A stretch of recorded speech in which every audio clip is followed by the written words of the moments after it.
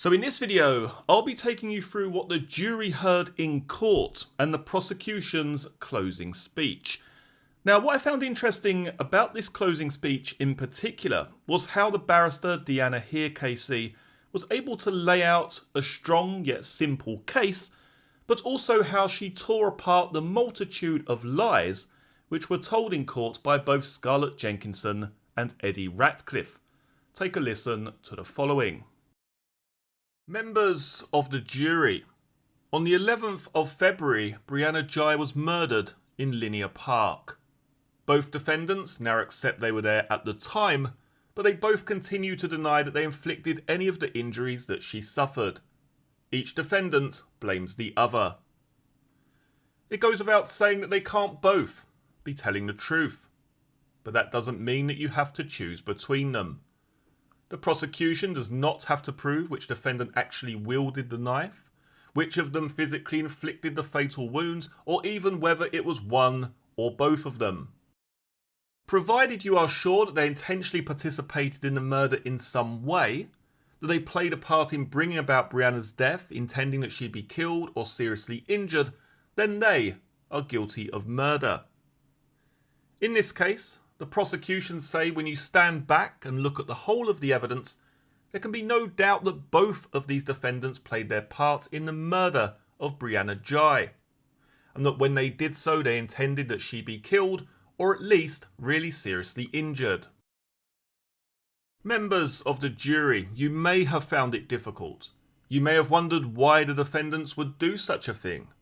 You may have found it difficult to fathom how two children could behave in the way they did. The temptation may be to try and find an explanation why they would do such a thing. They're only children after all. But the prosecution doesn't have to prove why a crime has been committed, only that it has been. In many cases, we never know why a crime has been committed. That doesn't make them any less guilty of committing the crime. Let me turn to the evidence. The pathological evidence in itself proved she was murdered, killed deliberately and unlawfully, and that whoever stabbed her did so with the intent to kill or at least cause really serious harm. The injuries inflicted on Brianna that day were simply unsurvivable. No one, not even 15-year-old children, could inflict those wounds believing Brianna could or would survive.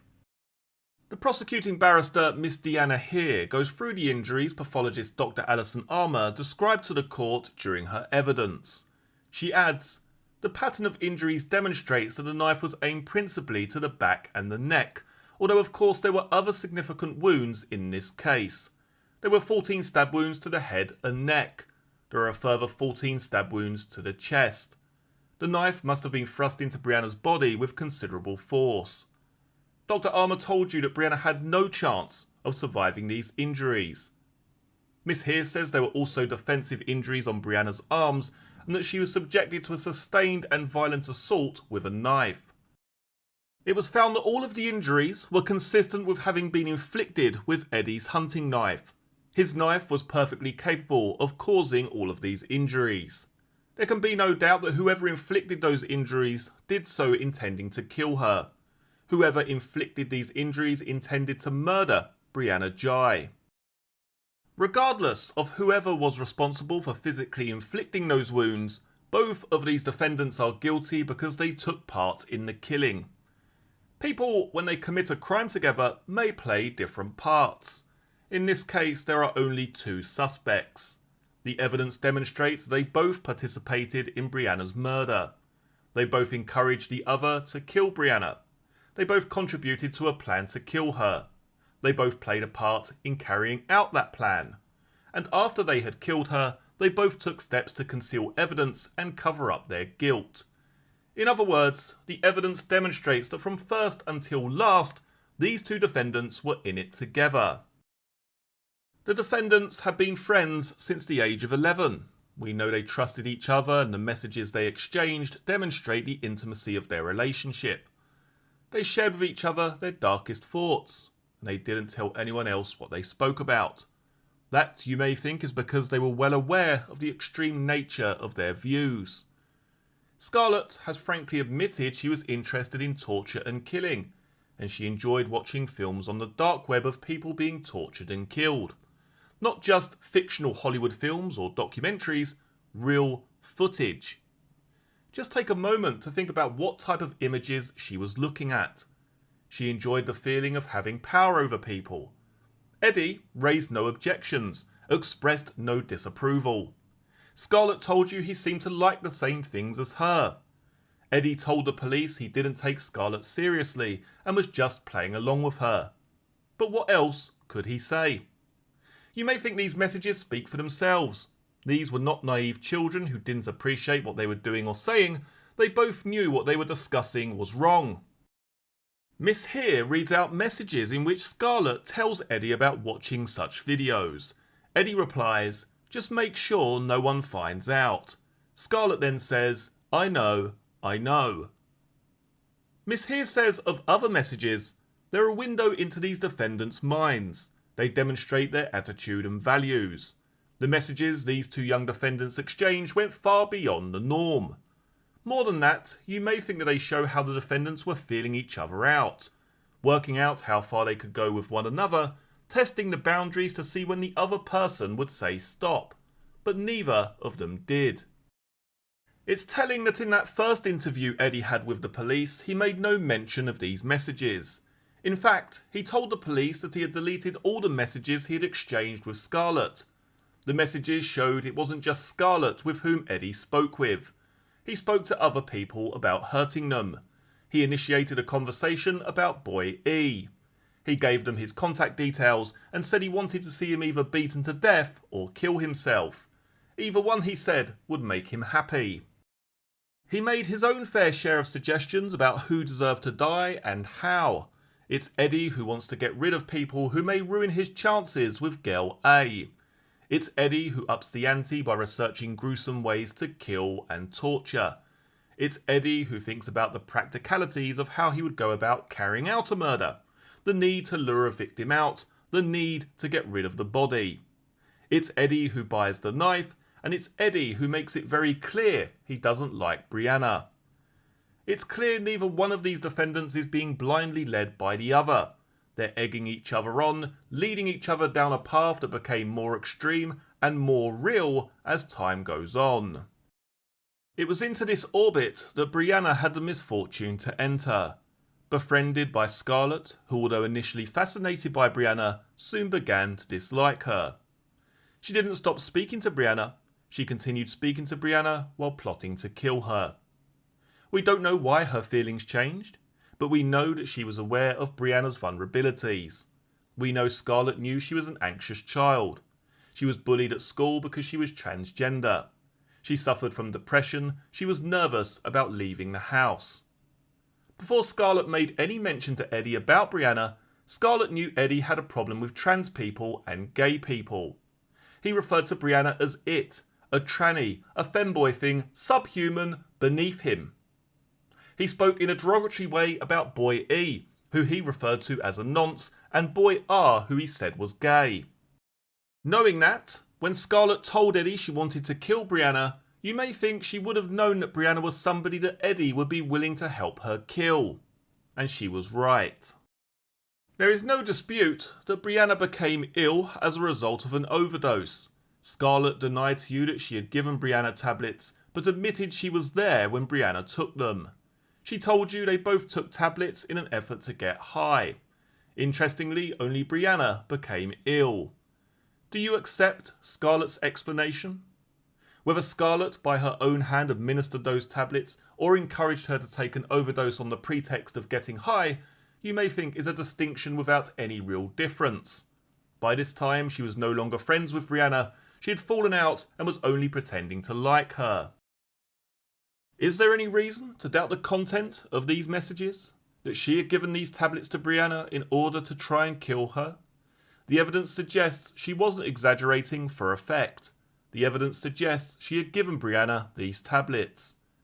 We know from Brianna's mum that she returned home from work to find Brianna in extreme pain. She said Brianna vomited, and the vomit contained what she described as grape skins. We can see an image that Scarlett sent to Eddie of some red gel tablets. Obviously, she had access to those kind of tablets. You may think they could easily be mistaken for grape skins.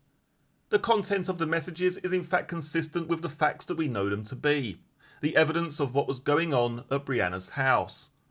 Scarlett told Eddie, "I'm trying to kill her, and the easiest way is pill overdose. Plus, people already know she's depressed, so nobody would get sus."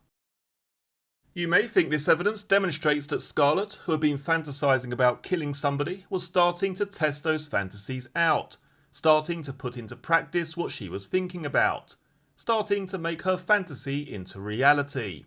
Preying on Brianna, she knew Brianna was vulnerable. You see, there's a fundamental problem with Eddie's evidence, which you may have spotted. On the one hand, he claims not to have believed what Scarlett was saying to him about torture and killing. He told you he could see through that. On the other hand, he repeatedly explained his behaviour on the day of the killing by suggesting he was unable to question what Scarlett was telling him. Asked why he went to Culture, Scarlett told me to. Asked why he took the knife, Scarlett told me to. Asked why he ran from the scene, because she told me to. You may think his ability to understand the information he was being presented really depends on what suits his purpose. He suggests doubling the dose. He tells her mixing the gel might be more dangerous. He sends her a screenshot of a product she could buy that might be more lethal. It's Eddie who suggests she should use something far more dangerous, lye or caustic soda. He suggests she should add it to Brianna's drink. It was a substance he knew would burn her throat and kill her in quite a horrible way. The messages on this day show that Eddie was not just playing along. By the end of January 23rd, it's clear that Scarlett had taken steps to harm Brianna and Eddie knew it. The following day, Scarlett asked for Eddie's help to kill boy C and boy S. When Scarlett was cross-examined, it was suggested she was manipulating Eddie, using his attraction to girl A to make him do things he didn't want to do. He told you he asked her for information about girl A. He also asked another friend. There's no evidence that Eddie was manipulated. You may think the only person being manipulated by these two defendants was Brianna. Scarlett's evidence was this was an agreement. It was a deal. She would help Eddie if Eddie would help her. Eddie agreed. He then set about doing so. He starts to think about the practicalities. From this point, the messages start to change. The focus of their conversation begins to shift, and they start to plan how to kill. They start to plan how to kill together. On January 25th, they discuss killing boy R. It's Eddie who tells Scarlett they will need to lure him out. Following a long conversation about various torture methods, Scarlett tells Eddie, "I don't care too much about torture, I just want him dead ASAP." Eddie then says, "You distract, I go from behind and stab his neck." You may think in that message is the kernel, the beginning of their plan to kill Brianna. Scarlett says, "Promise you are definitely 100% going through with this." Eddie promises. On January the 26th, their attention shifts to boy E. The plan starts to come into sharper focus. Scarlett says, "Let's kill boy E this Saturday at 1 p.m. She mentions for the first time doing it in Linear Park. Eddie suggests a hanging. Scarlett says, "Nah, just stab him." Eddie's response to that, "Could I stab him?" By this time, of course, we know Eddie had a hunting knife. Scarlett knew Eddie had a hunting knife. A knife he told the police he slept with at the side of his bed. It was designed to kill. A knife which Eddie was excited about owning. He told you he showed it off to his friends and Scarlett. A knife you may think it's plain Eddie was keen to use. It is this plan that they will carry through to Brianna. And it wasn't just fantasy. Scarlett really did set up a fake Instagram account in order to try and lure boy E out to the park. Eddie was alive to the dangers of doing so, that she might leave an evidential trail. "Don't mention my name," he said. He also worries about what will happen to that Instagram account and that conversation after boy E has been killed. He says before he dies, we would have to delete this conversation. We know in due course conversations were deleted from Brianna's phone between her and Scarlett. It's all coming together, but when boy E didn't respond, they weren't deterred. Instead, they turned their attention to Brianna. We've reached January 27th. Scarlett tells Eddie, "We can kill Brianna, she's back from holiday." Scarlett says, "Technically I've got a reason to kill her." Eddie says, "Was the reason she was your prey who got away?" He says, "I want to see if it will scream like a man or a girl." He asks, "How are we going to kill it?" Scarlett says, "Let's stab her, original boy E-plan back and throat." Scarlett admits she contacted Brianna and arranged for her to come to Culcheth. Just 5 minutes later, Scarlett tells Eddie she's agreed to come to Culcheth tomorrow. Eddie's immediate response, "So I bring my knife?" ? They talk about making sure they wear clothes they can run in. Scarlett says, "I want to stab her at least once, even if she's dead, just 'cause it's fun, lol." Eddie says, "Let's have 2 words, one for getting the knife ready and another to stab." The following morning, Scarlett replies, "Forget the knife ready, I'll look at you and cough.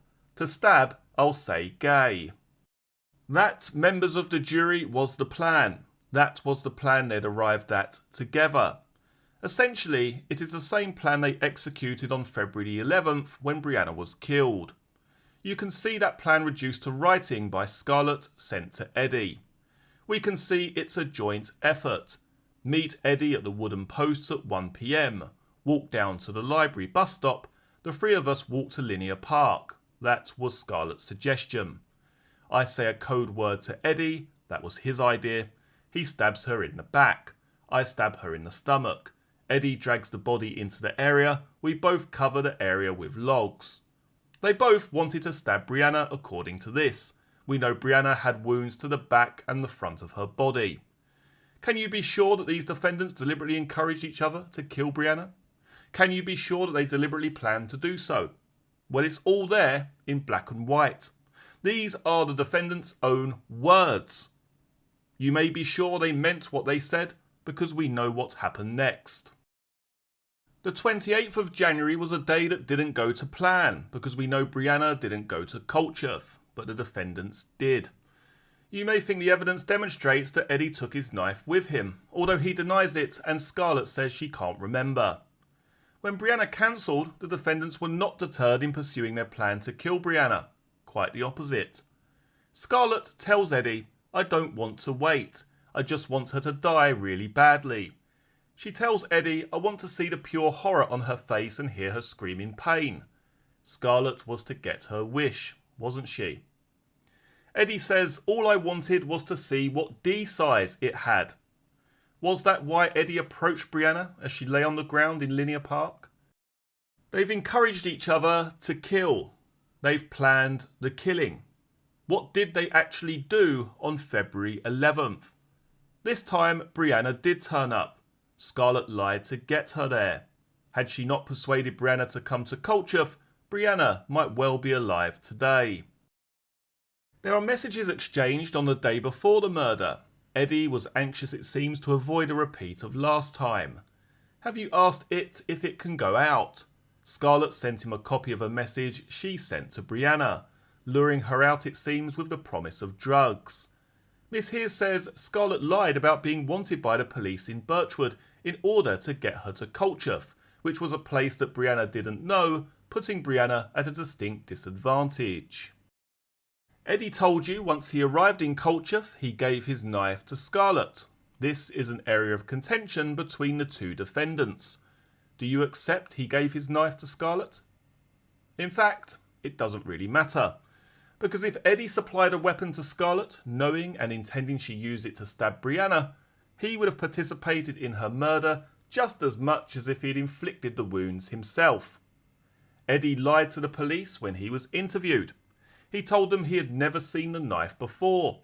He said his hunting knife had never left his house. Asked why he lied, he said it was because he was frightened of being told off. When he was asked whether he felt frightened in Linear Park having witnessed Scarlett stab Brianna, he told you he didn't know what the feeling of fear felt like. He can't have it both ways. Either he's capable of feeling fear or he isn't. He was asked why he took the knife to Culcheth and gave it to Scarlett. He said she had asked him to. There are no messages in which she told him she just wanted to look at the knife, as Eddie told you. Eddie has lied about that. He said Scarlett said this to me in person on January 28th and not in the messages. But you have that message in which Eddie refers to having shown the knife to Scarlett in person, which you may think could only have been on January 28th. After they met on the 28th of January, Scarlett was asking Eddie to bring the hunting knife to Colchester in order to stab Brianna. They're discussing the knife. Scarlett asks, "What knife are you bringing?" Eddie says, "My knife, his hunting knife." Scarlett says, "And that will definitely 100% kill her." Eddie says, "Yes, it cuts my skin easily." There can be no doubt in his mind why Scarlett wanted him to bring his knife to Colchester. It's there in black and white. He took the knife to Colchester, you may think, in order to use it to stab Brianna, just as he and Scarlett agreed. You may think he intended to use it himself. He says, "Are you bringing a knife if you want to stab her as well?" As well as who? Obviously, as well as him. He goes on to say, "I'm not going to throw my knife at you, we need to do this fast." Eddie fully intended to use his hunting knife to stab Brianna. The obvious inference is he made up his story of giving his knife to Scarlett because he was caught out in a lie. Let's turn to Linear Park and events there. Scarlett was using her telephone to exchange messages with a fictitious drug dealer on a fake Snapchat account she had created. She was pretending Nathan was on the way, knowing of course he was never coming. There is only one explanation, you may think.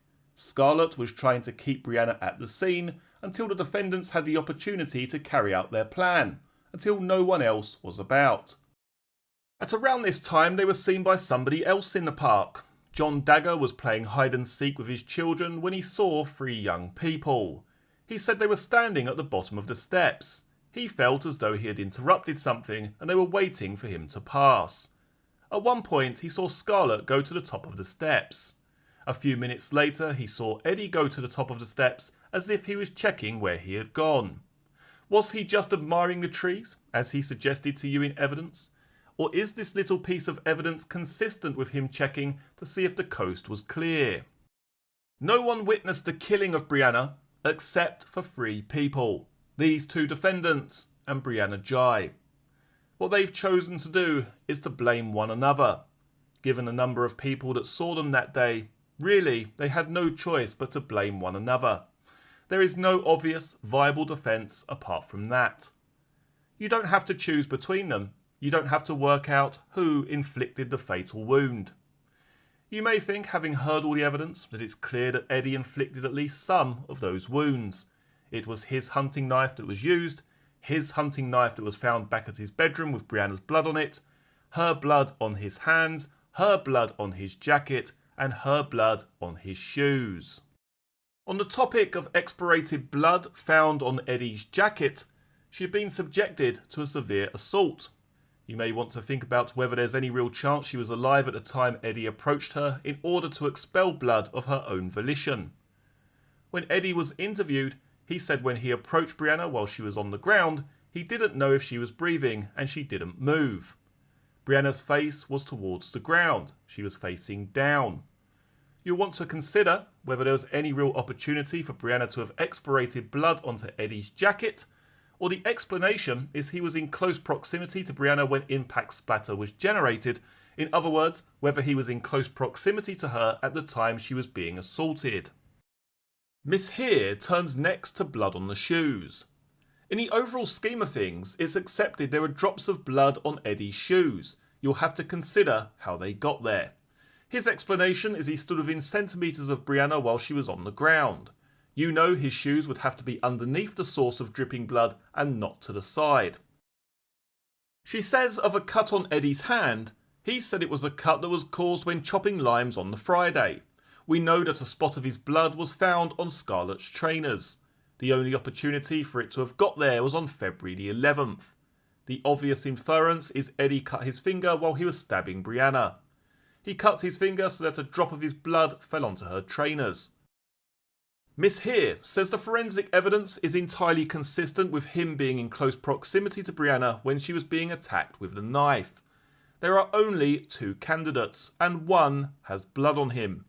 Which is the more likely to have inflicted those stab wounds? It's a safe conclusion that Eddie inflicted at least some of the wounds that Brianna suffered. What about Scarlett?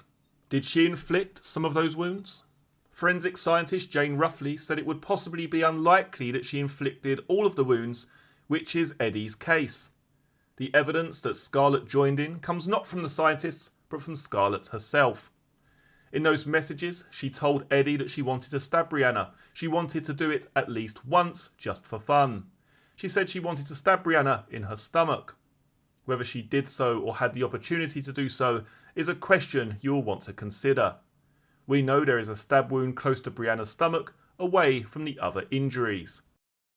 Even if you conclude Scarlett did not inflict any of the wounds, just as it doesn't matter with Eddie, it doesn't matter with Scarlett, provided she assisted in bringing about Brianna's death in some way intending that she be killed or suffer serious injury. She encouraged him to bring his knife to Culture. She got Brianna to come to Linear Park, knowing the plan was to attack her. She kept her there with those fake messages to Nathan, the drug dealer. Whether or not she stabbed Brianna herself, plainly she intended that Eddie would do so. In her tablet she had saved his contact details under the name Tesco John Wick. For some of those who like Keanu Reeves movies, John Wick was a hitman or assassin. You may think she referred to him in that way because he was her hitman.